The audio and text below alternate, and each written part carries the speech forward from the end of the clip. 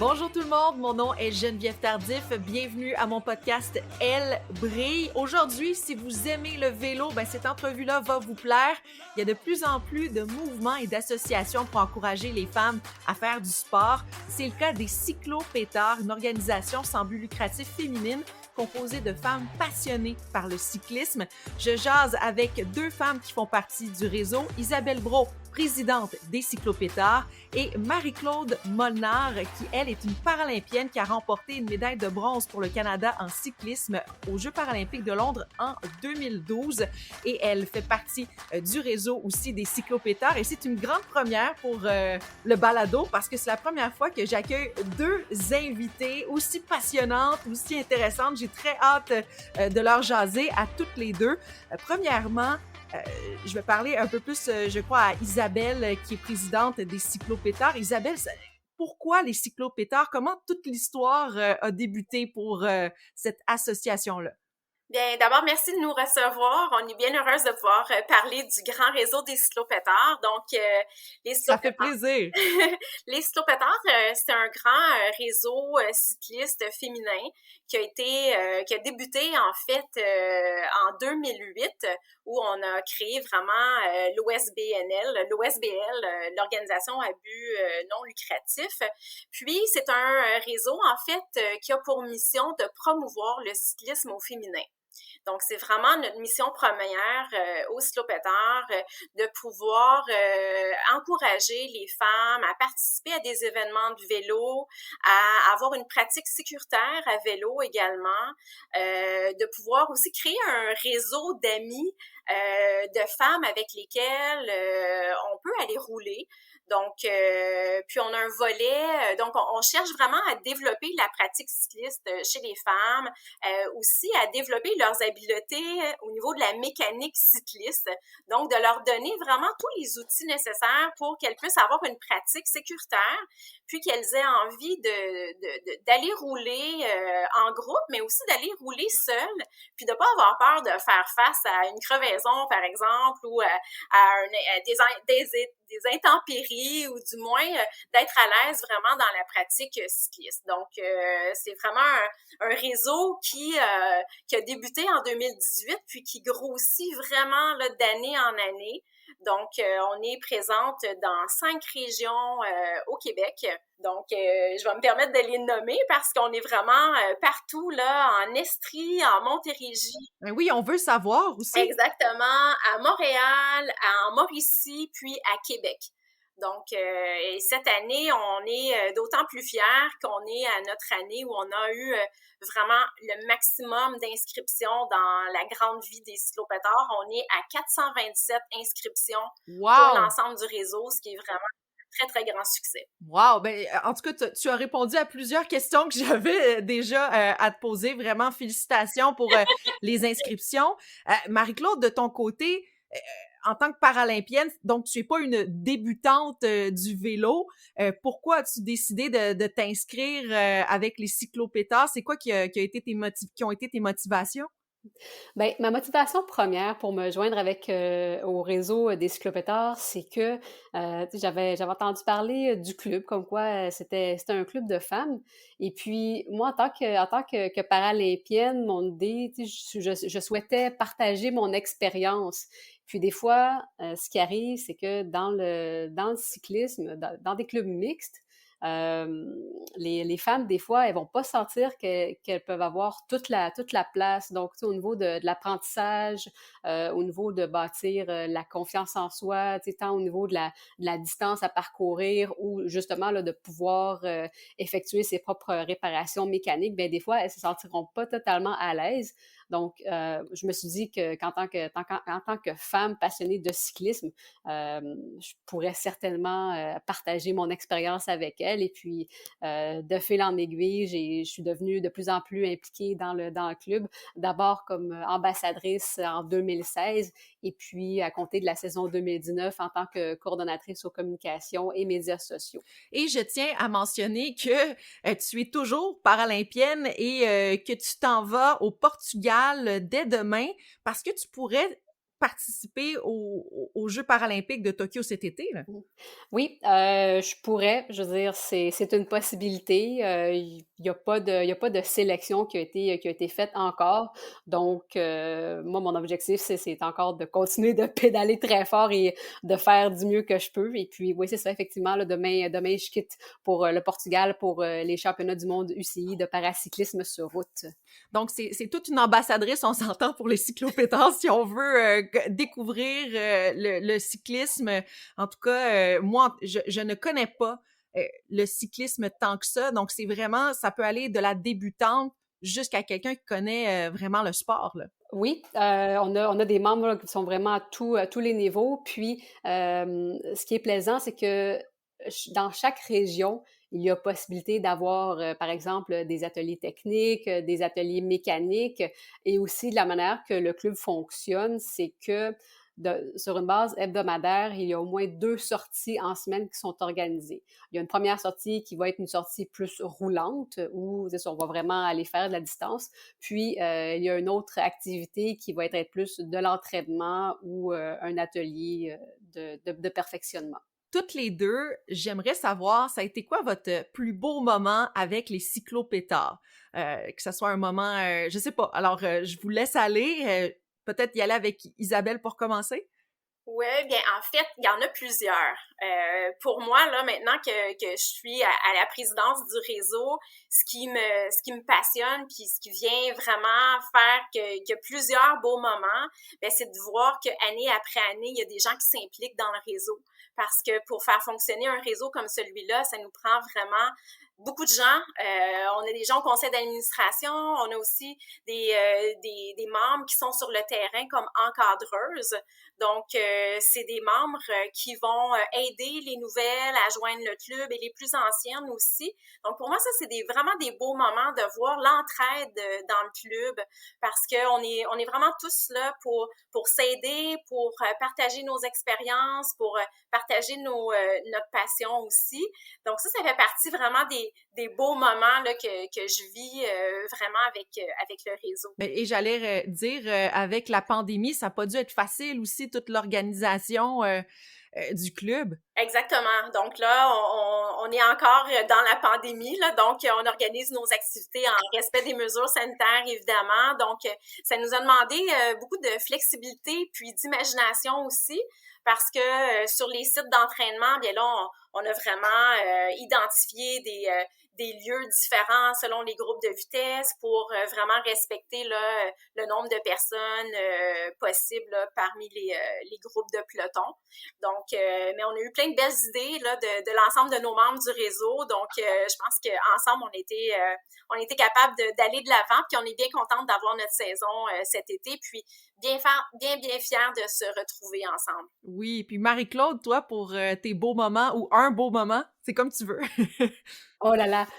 Écoute, il y a tellement de beaux moments. Comme Isabelle disait, tout l'aspect d'entraide qu'il y a pour faire fonctionner cette organisation-là. Parce que oui, il y a le conseil d'administration, mais oui, il y a les encadreuses, il y a les responsables de région aussi, donc les filles qui sont responsables de chacune de leur région, de tout coordonner la logistique. C'est quelque chose qui est assez remarquable, qui est très demandant aussi. Mais je dirais que sans avoir un seul exemple, je dirais que ce que j'aime le plus, c'est une cycliste qui débute, par exemple, eh bien, tu sais, parfois, en début de saison, elle va avoir un peu de difficulté sur son vélo. Tu sais, on va voir que, tu sais, elle sera pas totalement à l'aise. Puis, même que si je pense à une cycliste en particulier, elle va avoir envie d'abandonner. Je peux parvenir, par exemple, à essayer de l'encourager un peu, justement, à pas lâcher, vraiment à continuer, à s'obstiner, même s'il faut, bien, pour qu'elle parvienne à prendre confiance en elle. Puis, à la fin de la saison, quand je revois cette personne-là, qu'elle a le gros sourire, puis qu'elle va avoir assez confiante, elle va avoir assez confiance en elle pour, par exemple, faire un grand défi. Bien, tu sais, d'avoir vu tout ce cheminement-là, c'est quelque chose qui me rend fière d'être membre des cyclopétards. Oui, vraiment. Puis c'est quoi, selon vous, les qualités d'une bonne cycliste? Qu'est-ce qu'il faut avoir pour être bonne là-dedans? Ben, il y a plusieurs qualités. Je pense que d'abord, c'est d'avoir une pratique sécuritaire. Donc, de s'assurer que lorsque on sort notre vélo, bien que notre vélo il est bien en ordre et que on va pas avoir un problème mécanique. Ben, c'est sûr que ça peut toujours arriver là sans le savoir qu'on a un problème, mais de s'assurer à la base d'avoir un problème, que son vélo soit en ordre, ça fait partie des éléments essentiels, de bien connaître aussi les techniques de peloton. Alors nous, quand on fait des grandes sorties sur la route, sur des trajets, bien on roule en peloton et on enseigne la technique de peloton aussi. Donc d'être venu en début de saison à nos ateliers de comment rouler en peloton aussi, ça fait en sorte qu'on ait une bonne cycliste, de savoir comment donner le relais, comment pointer les obstacles qu'on peut retrouver comme les trous sur les routes. Donc de bien identifier tout ça, ça fait des membres, des bonnes cyclistes. Peut-être que Marie-Claude va vouloir ajouter des choses. Ouais, oui, ben ce que j'ajouterais aussi, c'est que il faut être une personne qui a beaucoup de respect pour les autres. Parce que c'est pas tout le monde qui est au même niveau, c'est pas tout le monde qui a le même qui va avoir le même niveau de confort sur le vélo. Donc, c'est ça, d'être une personne là, qui peut démontrer beaucoup de respect et aussi là, parfois de la patience. C'est quelque chose qui est primordial. Parce que Marie-Claude, toi, comme quand tu faisais du vélo, tu as eu un grave accident. Peux-tu nous parler un peu plus de cet accident-là? Puis qu'est-ce que ça a changé un peu dans ton sport, dans ta manière de voir le sport? Qu'est-ce que ça a changé? Ben, premièrement, dans ma vie, ça a changé énormément de choses. C'est un accident qui est survenu en 2005. J'étais partie à vélo de chez moi, qui était à Greenfield Park à l'époque, et je voulais me diriger vers le parc Safari à Hemingford. Donc, aller-retour, là, ça faisait une distance approximative de 120 km. Et puis, en cours de route, j'ai décidé de changer mon plan. Donc, au lieu de me rendre jusqu'à Hemingford, j'ai décidé de me rendre jusqu'à la Colle parce que j'ai vu que la Colle, c'était pas très loin. Donc, je me suis dit, ah, peut-être que je pourrais me rendre jusqu'aux États-Unis parce que j'ai fait l'association dans ma tête que la Colle, c'était juste à côté des États-Unis. Puis, dans ma tête, ça faisait comme, hey, wow, j'ai été jusqu'aux États-Unis à vélo. Tu sais, c'était quelque chose. Donc, je me suis rendue. Puis, sur le chemin du retour, je roulais sur l'accotement d'une route secondaire, puis je me suis fait frapper par une voiture qui circulait à 110 km à l'heure. Je portais mon casque, donc ça m'a sauvé la vie et ça a absorbé le plus gros de l'impact. J'ai toujours été une grande amateur de sport, donc tout le mes muscles, en fait, là, ça a absorbé le choc. Donc, j'ai eu un traumatisme crânien léger. J'ai eu double amputation partielle des 2 bras et puis une vingtaine de fractures à la jambe gauche avec un syndrome de compartiment. Donc, ça fait qu'aujourd'hui, ben, je dois porter des bottes de compression à tous les jours. Et puis, au niveau du traumatisme crânien, qu'est-ce que ça change? C'est que ma fatigue mentale peut survenir plus rapidement qu'une personne qu'on peut dire normale. Donc, c'est au niveau de la logique, par exemple, quand je suis fatiguée, je peux avoir plus de difficultés à réfléchir, je peux paniquer, perdre patience un peu plus facilement. Donc, avec le temps, heureusement, là, c'est des choses que j'ai appris à contrôler parce que, bon, 2005, ça va faire 16 ans en juillet cette année. Donc, je prends des trucs. Puis, au niveau du sport, qu'est-ce que ça a changé? C'est que ça a vraiment, je dirais, ça a débarré quelque chose. Ça a débarré une soif de voir jusqu'à quel point j'étais capable de pousser la machine. Okay. J'ai commencé à compétitionner en 2009 sans avoir aucune espèce d'idée jusqu'où je pouvais me rendre. Puis, c'est ce que j'ai tenté de découvrir. Puis, quand je regarde ce que je suis parvenue à accomplir, bien, jusqu'à maintenant, tu sais, je suis très fière de ce que j'ai pu accomplir et justement, de voir où je peux amener la machine. Wow! Ben, une belle histoire de résilience, de persévérance. Félicitations. En tout cas, celles qui sont avec les cyclopétards doivent être très chanceuses de t'avoir avec l'équipe, ça c'est certain. Justement, parlons de femmes. Ça fait quand même longtemps là, tu sais, que les cyclopétards ont débuté depuis 2008. Il y a un mouvement féminin là, présentement. Là, on parle de plus en plus de la place des femmes dans le monde du sport. Il y a de plus en plus d'associations, que ça soit dans le cyclisme comme vous, mais la chasse, la pêche, un peu partout. Pourquoi, selon vous, là, il y a cet engouement là, pour le sport et les femmes? C'est une bonne question. En fait, je pense que les femmes, par le fait qu'il y a de plus en plus d'associations, voient qu'elles ont l'opportunité, puis qu'elles peuvent aller vers des groupes où elles vont se sentir à l'aise. Donc, d'aller vers un groupe comme nous, de cyclistes féminines, bien, les femmes, dès leur arrivée, elles vont se sentir bien dans un groupe de femmes, puis elles n'auront pas de crainte par rapport au fait que c'est juste un réseau d'hommes, par exemple. Donc ça, je pense qu'il y a vraiment un engouement pour la place des femmes. Et je pense que les femmes aiment bien se retrouver entre elles. Parce qu'au-delà du sport ou de n'importe quel autre type de passion, bien les femmes qui le font ensemble aiment ça, partager des moments, aiment ça se retrouver. Puis ça, je pense que le fait qu'il y ait plus d'associations, bien ça nous permet d'avoir plus d'occasions là, de se retrouver entre nous. Puis c'est le fun. Moi, j'aime bien ça, voir ça. Ah, je suis d'accord.